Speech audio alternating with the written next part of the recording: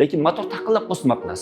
Uning remontini kim qiladi? Operativ ijarada qachon kim qaysi xarajatlarni amalga oshirishi ochiq, aniq yozilgan bo'lishi kerak. Ana mashina bilan yuribsiz, benzinni o'zingiz qo'yasiz. Yog'ini almashtirish kerak bo'lsa, yog'ini o'zingiz almashtirasiz. Ana dvorni tozalash kerak bo'lsa, agar mana hozir sovuq bo'lib boshqa qilayotgan bo'lsa, agar uni hamma suvni pulni o'zingiz qilasiz. Mashinaning dami tushib ketadigan bo'lsa, uni o'zingiz remontingizni qilasiz. Lekin motor taqillab qolmoqmas. U holda uning remontini kim qiladi?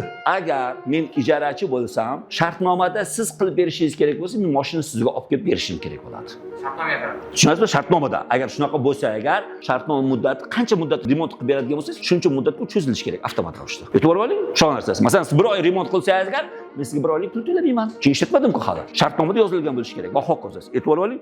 Agar yo'q, shartnomada siz aytyapsizki, ijaraga oluvchining o'zi qiladi desangiz, men o'zim qilsam, u holda qilingan xarajatimni, remont xarajatimni qanday qilib yopamiz? Qanday qilib yopamiz? Men to'lab berishim kerak bo'lgan pulning hisobidan yopiladimi yoki hamma hujjatlarni taqdim qilganingiz menga to'lab berasizmi? Hammasi yozilgan bo'lishi kerak. Agar bu narsa yozilmagan bo'lsa, problema chiqadi.